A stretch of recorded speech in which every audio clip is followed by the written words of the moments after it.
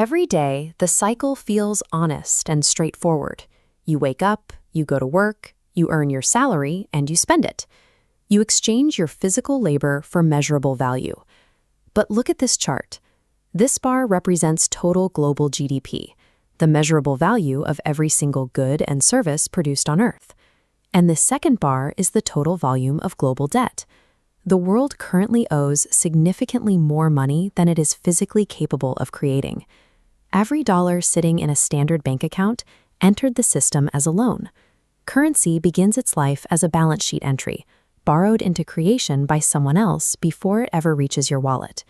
If every single person, corporation, and government paid off their loans simultaneously tomorrow, the global money supply would vanish instantly. The modern economy is an invisible machine that relies on debt as its foundational architecture. Centuries ago, economies functioned within a hard physical limit. Gold and silver were finite. You could only expand your trade as far as your physical metal allowed. Banks bypassed this limit by issuing paper receipts.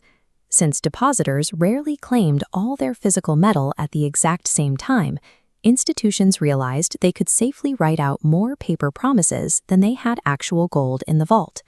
That system evolved into what we use today. This diagram illustrates a modern loan. When a bank issues credit, a new unit of currency is instantly generated and injected directly into the central economic pool. But there is a catch, hardwired into the math. The principal amount is created, but the liability block attached to it, the interest owed on that loan, is never generated by the bank. Because the interest was never printed, the total money supply inside the system is perpetually smaller than the total debt owed back to the banks.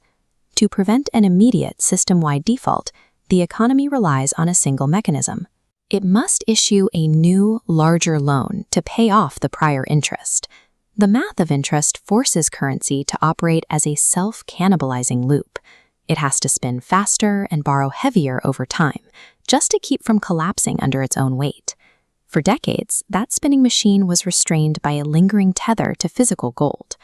In 1971, the US government completely severed that connection. Currency became fiat.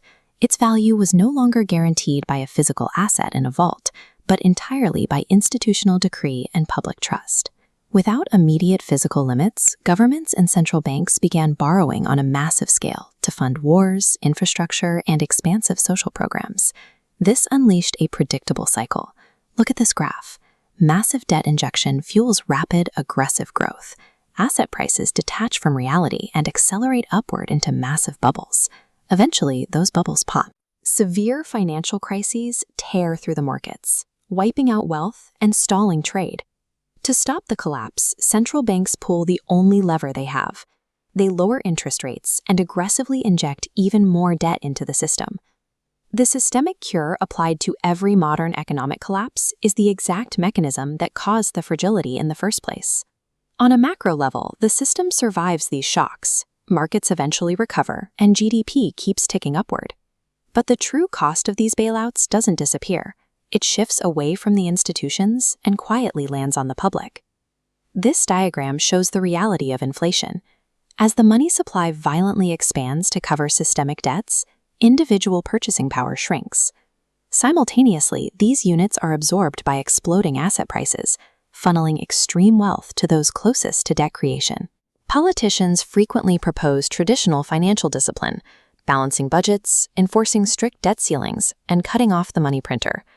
The problem is that enforcing actual discipline stops the machine, and when borrowing halts, the economy immediately stalls, triggering mass unemployment and widespread market panic. This is a structural hostage situation, where economic stability depends entirely on continuous borrowing. Today, global debt sits in the hundreds of trillions of dollars.